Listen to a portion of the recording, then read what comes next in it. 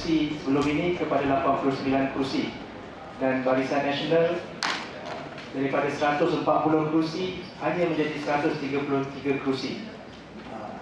Dan walau bagaimanapun Pakatan Rakyat kehilangan negeri Kedah, tapi pada masa sama menambah beberapa kursi tun di negeri Sabah.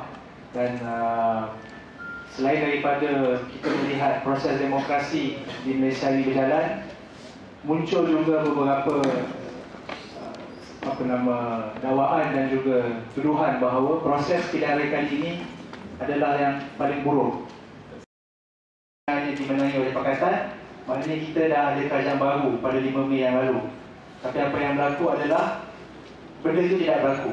Kerajaan masih sama, Perdana Menteri masih sama, timbalan Perdana Menteri masih sama, cuma Menteri Belia dan Sukan dia dah tukar. Akhirnya kita pun rasa sebagai orang muda kita meraihkanlah, kita mengalu-alukan perubahan yang berlaku dalam Kabinet Malaysia semalam.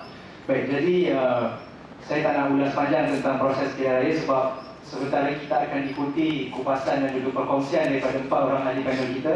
Sebelum tu saya rasa elok saya perkenalkan di sebelah kanan saya Saudara Edmund. Saudara Edmund merupakan seorang pengamal undang-undang, seorang peguam dan aktif dalam yang dipanggil Roya Buruh. Kalau kita pergi website tu boleh baca tulisan dia. Okay, dan di sebelah beliau adalah Saudara Hasmi Hashim, tidak asing lagi, seorang penulis, seorang budayawan dan seorang tokoh politik, penulis lirik dan juga seorang pengkritik budaya. Dan di sebelah beliau juga tidak asing lagi, Saudara Abdul Malik Hussein. Beliau merupakan pengasas dan bekas pengerusi MAFREL, sebuah NGO yang berperanan untuk memantau pilihan raya di Malaysia. Dan di hujung sekali, semua kenal Tukar Tiub aka Hishamuddin Rais. Yang hari ini utus Ibrahim Ali kata dia ni bahaya. Dia kenal Ibrahim Ali rupanya. Ibrahim Ali kata saya kenal baik dengan Hisham. Nanti kita boleh kongsi. Saudara Edmund,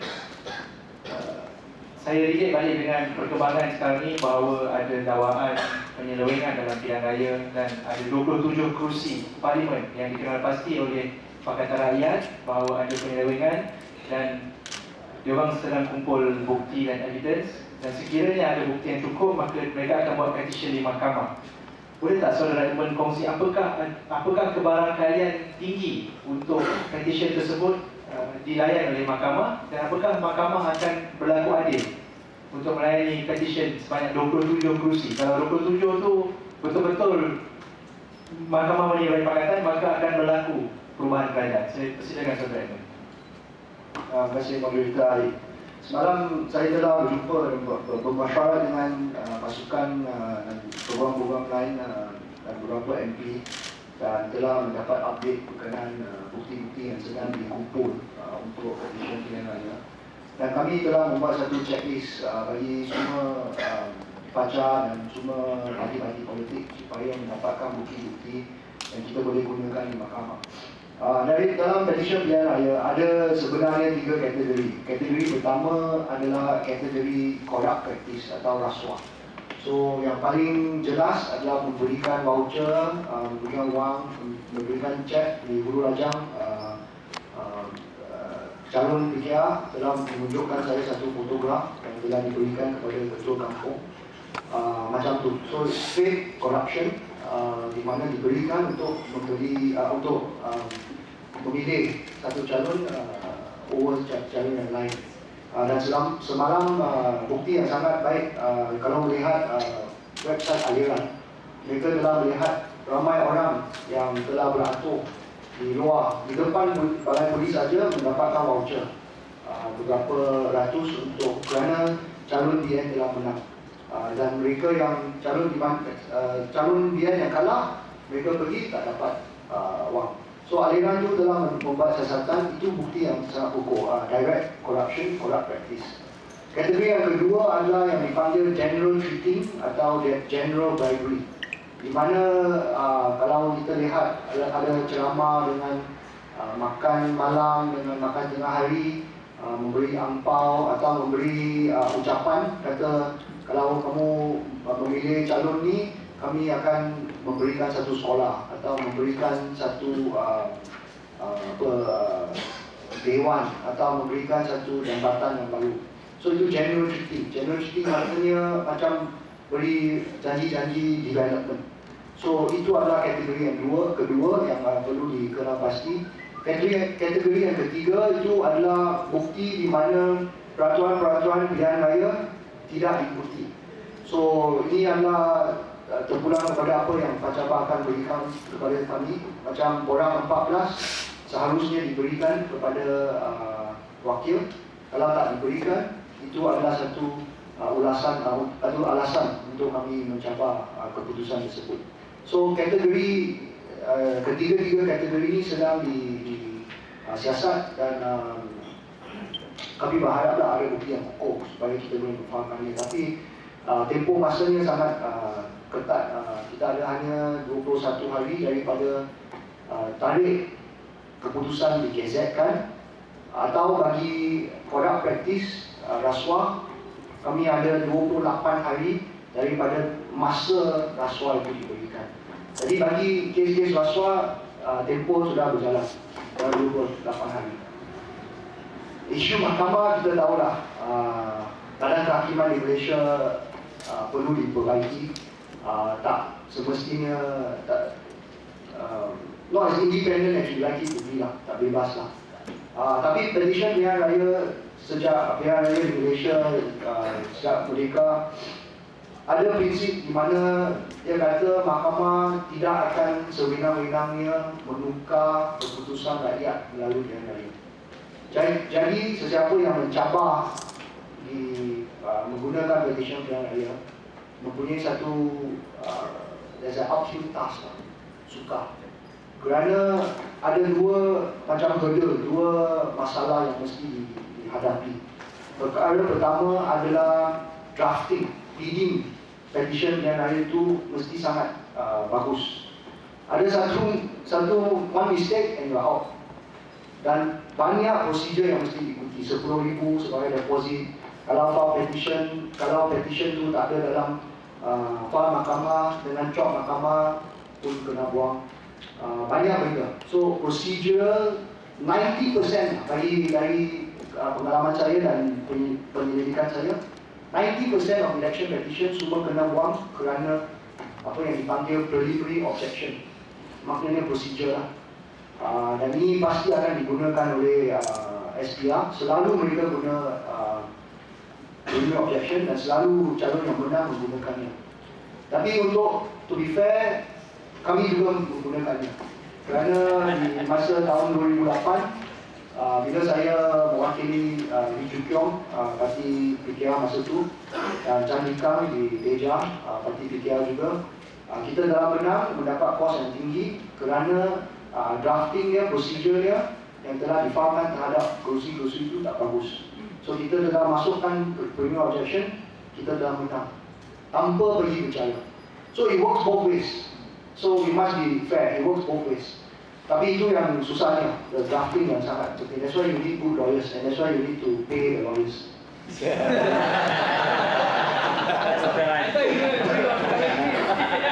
Masalah yang kedua adalah bukti lah.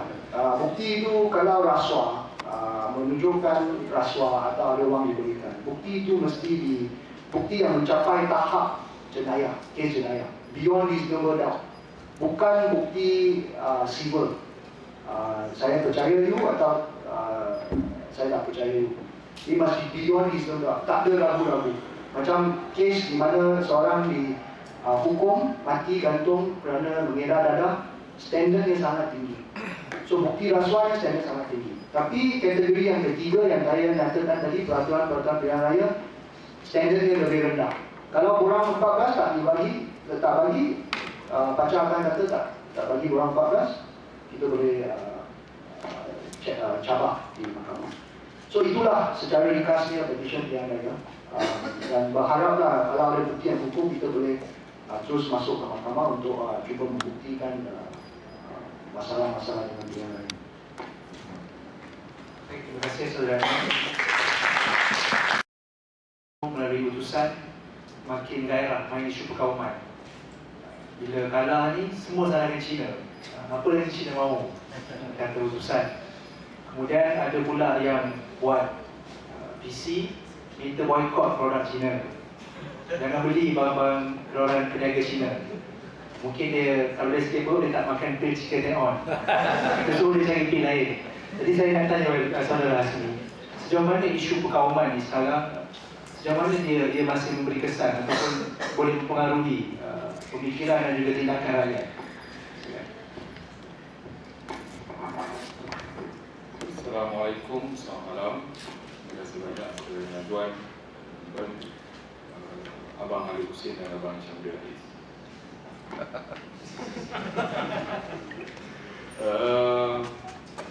Pertama, saya rasa tugas saya secara individu kena jadi profesional.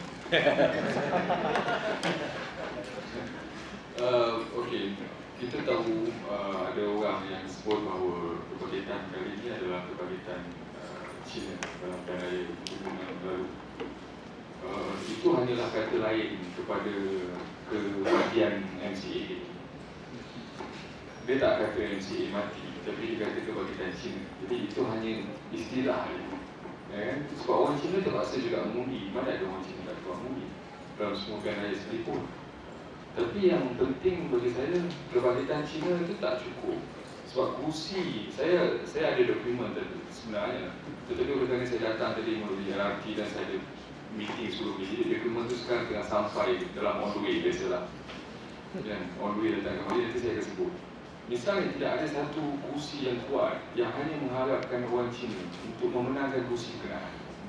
Ya, kita ada misalnya kursi seperti Bukit Bintang ataupun Sekutir. Sekutir majoriti 51,000. Tetapi tidak banyak kursi di mana penguasaan Cina yang terlalu tinggi yang hanya memerlukan undi Cina tidak memadai untuk menang. Dalam erti kata lain, dia memerlukan jumlah undi daripada bukan Cina, sama ada India dan Melayu yang besar juga untuk memenangkan kursi berkenaan. Ya, kita lihat tak banyak kursi di mana majoriti Cina itu 55%. Jadi nak kata ini hanya kebangkitan Cina, dia sebenarnya adalah nama lain kepada kematian MCA. Itu yang saya sebut tadi. Itu pertama. Keduanya, biasalah, ini saya rasa politik sentimen yang kita tak perlu layan sangat. Dan forum ni sebenarnya tajuk dia masa depan Malaysia ke analisa PRU, saya pun tak apa nak jelas. Tapi yang saya nak sebut kat sini, soal penipuan dalam PRU, ya, number kita boleh sebut dan kita boleh kasih, kawasan-kawasan parlimen contoh kita boleh kasih. Tetapi masalah dengan Pakatan Rakyat ni, dengan Pakatan Rakyat ni, dia kata Hasmi nak masuk UMNO pula. Masalah dengan Pakatan Rakyat ni, dia tak tengok dan tak pernah nak muhasabah tentang kelemahan dia. Kan? Misalnya, kita masuk PRU ni untuk apa? Kita masuk PRU untuk menang kursi parlimen dan kursi itu. Kita tak cukup untuk masuk PRU ni hanya nak menang kursi parlimen. Kita juga nak menang kursi itu. Utamanya saya ni, nama saya Hasmi, saya orang Parti Keadilan. Untuk yang belum tahu lah. Tapi Parti Keadilan misalnya, kursi itu yang paling sikit di kalangan 3 parti. Sedangkan kemungkinan Parti Keadilan menang di kursi-kursi lain yang ditandingi oleh parti yang tak sesuai di situ juga cukup banyak. Betul, saya boleh kata misalnya calon PAS lawan calon India. India tu menang. Sebab kawasan itu kawasan, betul kawasan Melayu, tetapi majoriti yang agak besar di kalangan Cina dan India. Dan secara realistiknya, terutamanya dalam kes di Johor, ada beberapa kursi DUN di Johor, kita boleh sebut bahawa orang India ataupun orang, walaupun sokong Pakatan, tapi belum tentu orang India di kawasan yang sikit pedalaman itu menyokong, sudah bersedia untuk menyokong PAS. Itu kenyataannya. Jadi keadilan ini dihimpit oleh 2 parti yang saya rasa masih ada akar-akar perkauman yang agak kuat. Yang itu kita tak bernafi. Misalnya, saya kasih contoh. Kita boleh letak calon Cina di kawasan yang 40% Cina. 40% dengan 60% mana majoriti? Tentulah 60. Tetapi oleh kerana kawasan itu ada 40% bukan Melayu, kita letak di situ calon Cina misalnya. Ya? Tetapi kita tidak ada kawasan yang 60% Cina, kita letak calon Melayu. Bukit Bintang. Jadi ini real politics kan. Saya bergerak daripada Tanjung Piai sampai Bukit Kayu Hitam sepanjang bumi bukan daya. Dan semangat di bawah dan mood di bawah itu sebenarnya sangat jelas untuk menyokong kita. Tetapi secara ringkas, Pakatan Rakyat, tactical strateginya itu lemah sehingga dia kehilangan kursi yang besar. Dia boleh cakap dalam ceramah untuk dapat sampai 126 kursi. Jangan main, saya punya maklumat sekarang tak. Pakatan Rakyat boleh menang sehingga 120, 26, 25 kursi. Tetapi kehilangan yang banyak itu kerana tactical strategi yang saya tak tahu, saya tak duduk dalam pimpinan tertinggi. Saya ni bukan, saya sama dengan saudara yang memang saya bukan pemimpin tertinggi, walaupun ramai anggap saya begitu. tapi kita tahu bahawa meletakkan calon itu sangat-sangat penting. Strategi meletakkan calon itu sangat penting. Ini bukan soal tricorner fight. Saudara mungkin tak tahu di Johor ada calon keadilan yang hilang wang deposit. Hilang wang deposit bukan ada seorang calon keadilan yang hilang wang deposit kerana tricorner fight. Tetapi ada seorang lagi calon keadilan di Johor yang hilang wang deposit kerana memang kawasan itu sangat lemah untuk keadilan dan mungkin agak sedikit kuat untuk PAS. Jadi kenapa tidak diserahkan kepada PAS? Untuk tidak hilang deposit, untuk menang memang jauh sekali.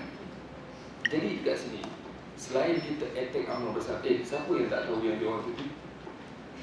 Tak tahu lagi yang UMNO Bersatu Nasional tadi. Kita dah tahu. Tetapi kelemahan Pakatan Rakyat sendiri harus terima dan muhasabah diri bahawa tactical strategi kita kali ini sangat lemah. Itu yang saya rasa lebih kita nak tekankan. Selepas tu saya nak ungkap lepas ni yang buat rally ni sebenarnya kita nak ke mana. Sekian, terima kasih. Tepuk. Terima kasih Saudara Rasmi. Dia lari sikit daripada isu perkauman, dia buat analisa dalam menang kursi. Macam Hasmi dengan Abang, dia panggil Pak Malik. Okey, Saudara Pak Malik, berkaitan dengan sistem gerrymandering ni di Malaysia, yang mana orang kata sistem gerrymandering ni lah yang menyebabkan kekalahan Pakatan Rakyat. Walaupun kita menang di popular dalam 52%, lebih besar daripada DN, tapi kita masih gagal membentuk kerajaan persekutuan. Apa komen dan juga ulasan? Apakah sistemnya ada sekali semula?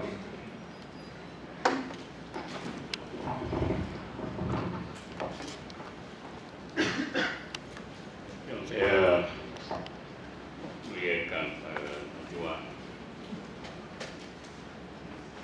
di forum teman-teman panelis Hisham, Hasmi. Saya disoal dengan isu gerrymandering dan sejauh mana kesannya pada keputusan yang disifatkan sebagai salah satu komponen dalam penipuan pilihan raya umum 13. Hari ini kita bincang forum pasca PRU 13. Hanya salah tajuk. Patut tajuknya ialah selepas pilihan raya, tajuknya ialah pra PRU 14. Yang mana keputusannya saya dah ada.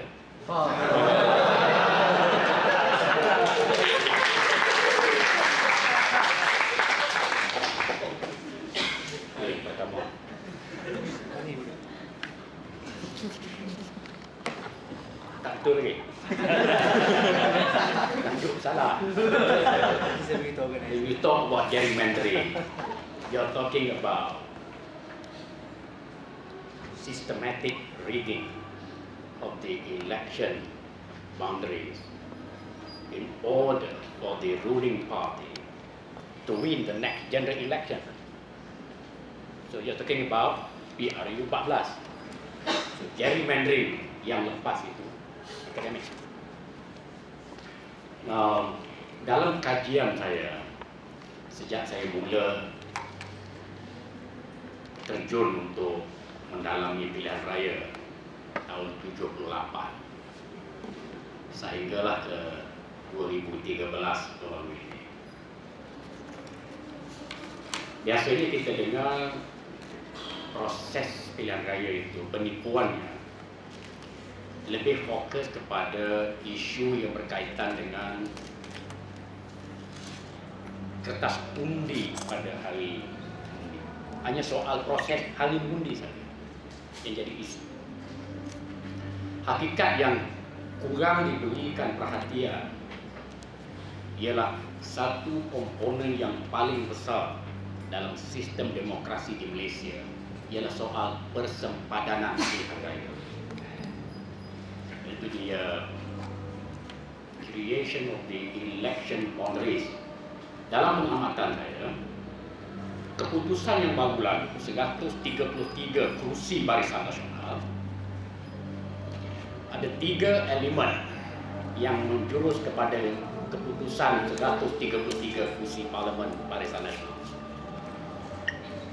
Tidak kurang daripada 80 kerusi Barisan Nasional dimenangi kerana persempadanan.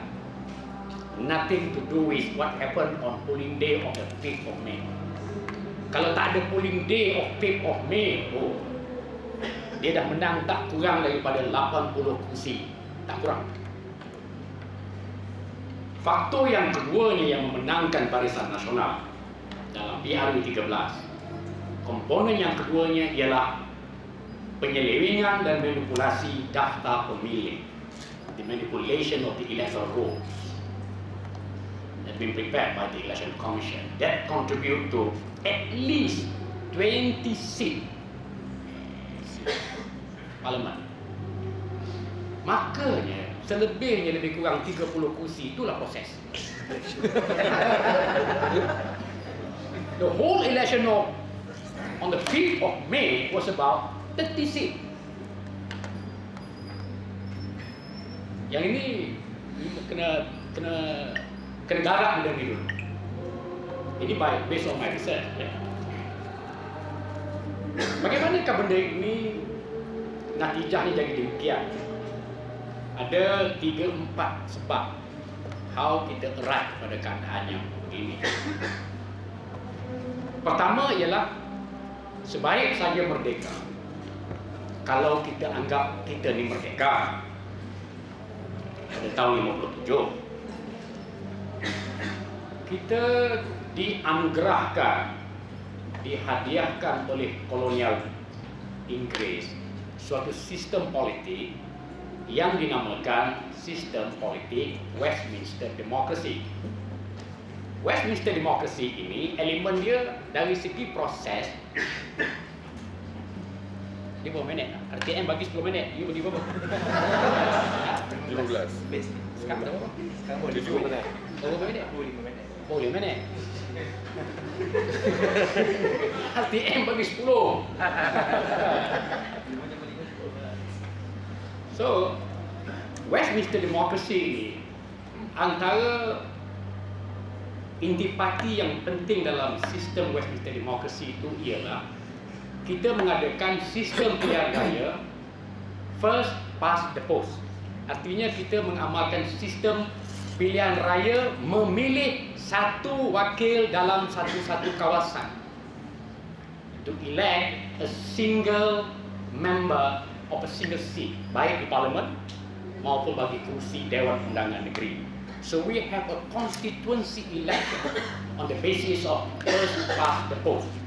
Sistem ini sistem warisan penjajah British kerana Britain mengamalkan sistem begitu. Kita tidak diberi peluang, rakyat pra-merdeka dan menjurus kepada kemerdekaan and sampai ke hari ini tidak diberi peluang untuk menyemak balik sistem. So we akan continue lagi untuk PRU 14, 15 dan PRU yang ke-128. First past the post, which is totally irrelevant dalam konteks perkembangan pemikiran demokrasi sedunia. Even anggota-anggota Commonwealth, banyak negara-negara Commonwealth sudah pun menyemak balik sistem itu dan mereka introduce apa yang kita semua kenal sebagai proportionate representation. Barangkali kerana akronimnya ialah PR. Akronim dia PR, proportionate. Jadi saya ingat dia geli keleman nak introduce sistem PR. Kalau sebut kita amalkan sistem PR, BN kosong undi. Jadi dia tak terima. Now, apabila diintroduce Westminster Democracy dengan mengamalkan kaedah pemilihan raya first past the post yang berkawasan, yang mengundi dalam kawasan itu ialah pemilih yang berdaftar. So we have dua benda. Now, isu pemilih berdaftar ini boleh dimanipulate. Kawasan tadi itu, kalau pada mulanya tahun 59 kita ada 104 kursi parlimen. How kita dapat 104 ini? Sebelum merdeka dah ada dah. Bukannya parlimen, kita panggil waktu itu ialah Federal Legislative Council. The Federal Legislative Council itu dipilih melalui pilihan raya di zaman kolonial pra-merdeka tahun 55. Waktu itu ada 52 kursi. Tahun 55 diadakan pilihan raya. Untuk apa? Kerana British nak bagi legitimasi kepada satu pihak untuk berunding kononnya atas nama mandat rakyat. Dalam waktu yang sama, British tangkap habis semua pejuang-pejuang daripada parti-parti politik Melayu aliran kiri, disimpan dalam penjara. Yang mereka sebelum itu sudah pun mengemukakan satu rumusan, kaedah dan sistem politik atas anjuran Pusat Tenaga Rakyat Putera bersama dengan All Malayan Joint Council yang terdiri daripada pelbagai kaum, rumuskan beri pada British, this is the kind of system that we want, yang menekankan kepada kedaulatan rakyat. Now, British introduce pilihan raya dalam keadaan parti-parti tadi itu dah disimpan. All the elemen-elemen progresif di ISA kan, walaupun ISA dari segi perkataannya diguna pakai pada tahun 60, tapi sebelum itu sudah ada dah detention without trial. So British dah pun subvert demokrasi pra-merdeka, beri kepada UMNO, UMNO dapat kuasa, runding dengan UMNO, UMNO terima perlembagaan, UMNO terima the so-called social contract, UMNO terima semua itu dan jadilah sistem yang kita warisi sampai ke hari ini without review. Jadi yang ini yang saya mau teman-teman, adik-adik ya, anak murid ya, ada tak anak murid? Kuliah ya. Jadi saya nak rumuskan jawapan pada soalan yang itu ialah soal gerrymandering ini. Gerrymandering apakah boleh kita hapuskan? Boleh kita selesaikan tidak? Jawapan saya boleh. Nombor satu, saya tak setuju. Pertama, saya tak setuju hasil daripada PRU ni. Orang desak minta pengerusi SPR letak jawatan. You setuju tak? You setuju tak pengerusi SPR letak jawatan? You setuju tak? Ahli-ahli Suruhanjaya SPR letak jawatan? You setuju? Saya tak setuju. Sebab yang saya nak cadang bukannya ahli-ahli Suruhanjaya itu letak jawatan. Yang saya minta dan saya cadang, nombor satu sekali nak selesaikan masalah gerrymandering ke, masalah daftar pemilih ke, kita bubarkan SPR dulu. Abolish SPR ini dalam bentuk yang ada sekarang ini dan diganti dalam bentuk satu Suruhanjaya yang baru. I will explain that dalam pusingan yang kedua.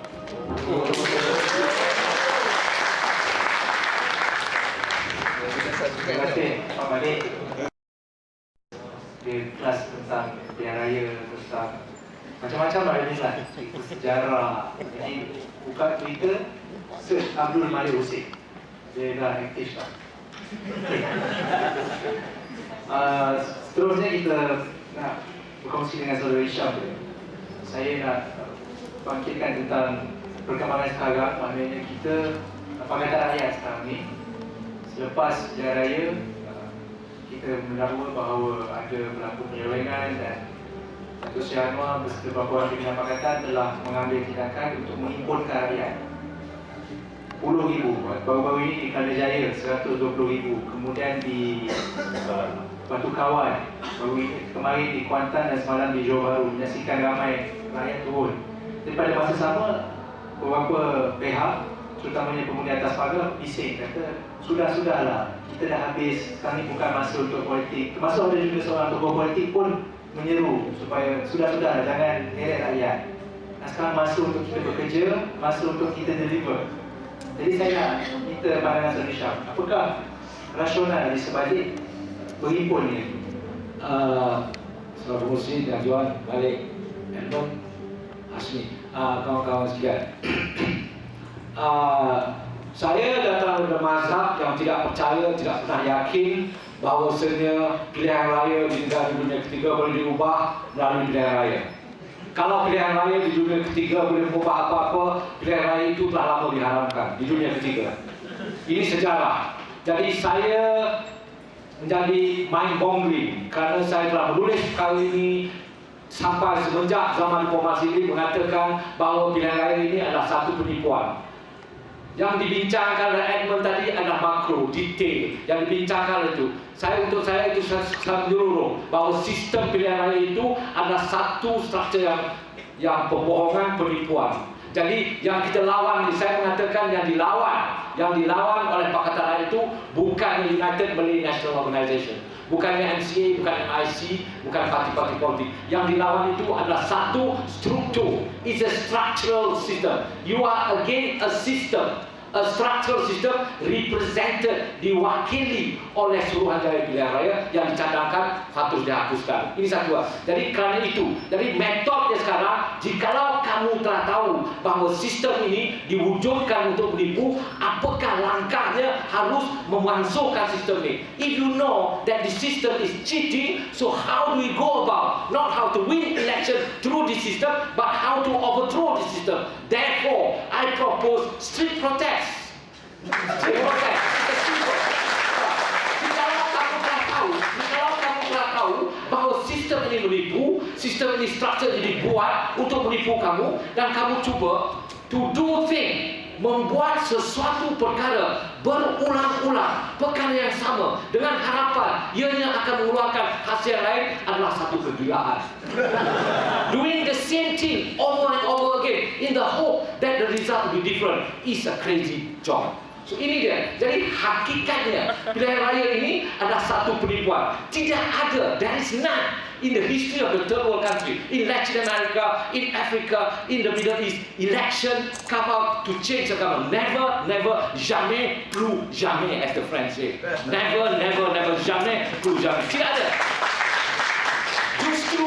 Justru hari ini Ibrahim Ali kata saya ini bahaya pada negara. Saya rasa saya berbangga,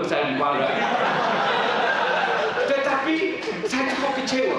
Di dalam tulisan sama, Ibrahim Ali mengatakan dia kenal baik dengan saya. Kenal baik dengan Ibrahim Ali ini is an insult to me. Saya berfikirkan saya nak menyaman dia kerana dia kenal baik dengan saya. Bukan kerana saya bahaya untuk kau, tapi kenal baik. Saya tak kenal dia ni. Saya tidak mengaku kenal baik dia ni. Lalu dia kata, saya kenal Syamsul Rais di situ tak? Ini satu fitnah, dan ini satu penghinaan terhadap Syamsul Rais. Okey, come back. Jadi, sekarang ini confinement ya. Ada rally di sana, rally di sini. Bagaimanakah akan ini? Sebenarnya orang selalu mengatakan demonstrasi ini menjatuhkan. Tidak, demonstrasi ini tidak menjatuhkan kerajaan. They do not. They mount a pressure. Seharusnya they mount a pressure to show, untuk menunjukkan kemarahan anda, tuan-tuan. Tuan-tuan semua ini telah ditipu.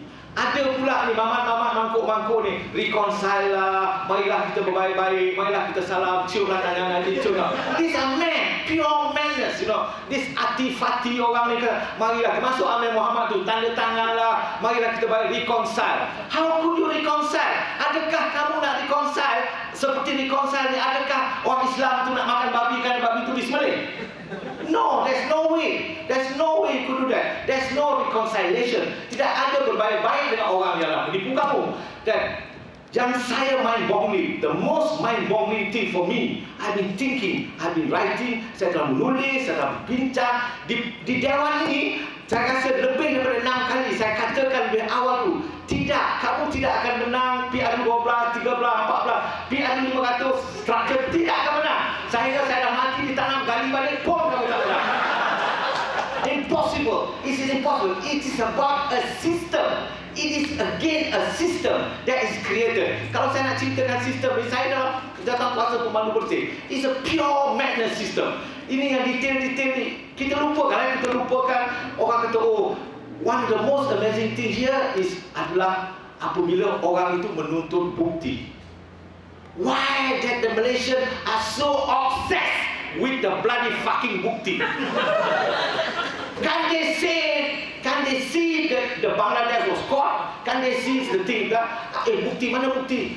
The biggest bukti, let me tell you, the biggest bukti so blatant depan mata kamu semua ni kamu tak nampak ialah RCI, the Royal Commission to Investigate the Case of Sabah. That is the biggest bukti penipuan pilihan raya. Tak nampak, tak barang, bodoh.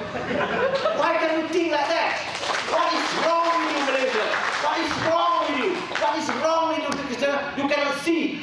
Mahathir mengaku dia dah berikan pasport kat Kelantan, dia mengaku. Itulah buktinya penipuan. Why dia? Oh, Syamudin Rais ni cakap dia. Mana buktinya? The lawyer ke mana bukti? The bukti is so blatant. Forget about Mamat tu dapat kat Kelantan. Forget about Gamatik, Bangla tu. Forget about that. The RCI is a real bukti.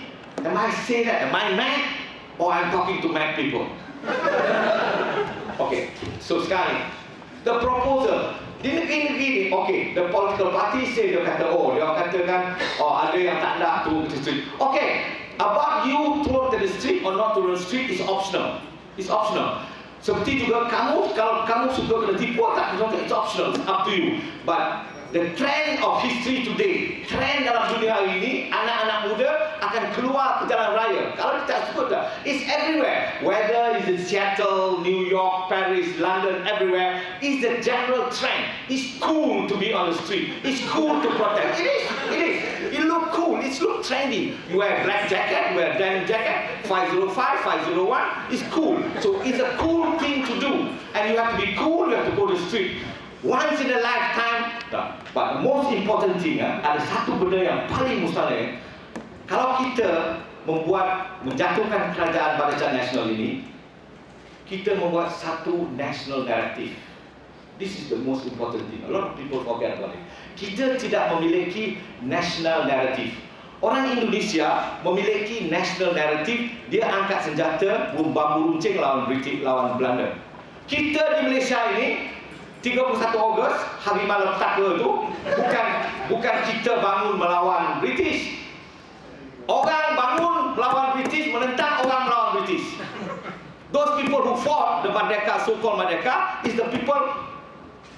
Orang yang melawan British tu, ada orang lain pula melawan British. Itu kita sambung. So we do not have a national collective, a national narrative. So this is the first time, the chances for us to create a national narrative. Artinya kita bersama-sama menimbulkan sebuah kerajaan baru. Forget about United Malay National Time, forget about 31st August. Create a new identity by overthrowing this government. How you overthrow it, I have no idea. But I sincerely believe through election, PRU 14, 15, 16, no, impossible. Show me, tunjukkan, buktikan pada saya dunia ketiga. India, orang kata India, 1971, Indira Gandhi dibuangkan oleh BJP. Yes, true, but the backdrop is that there was an emergency.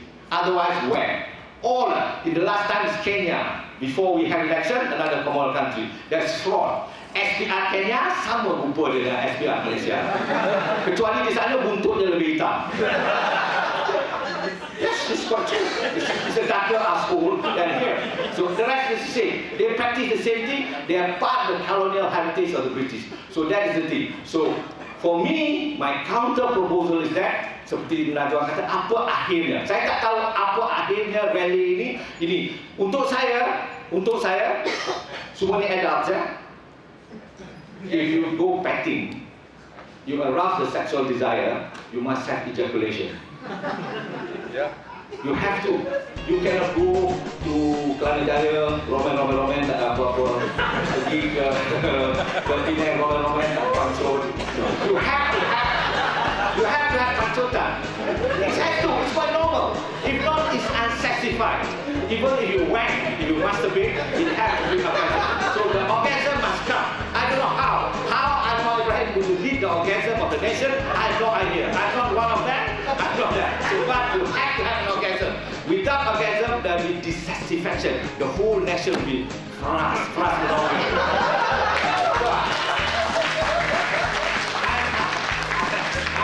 sorry I've used this metaphor because you are all young, healthy, and sexually active. Thank you.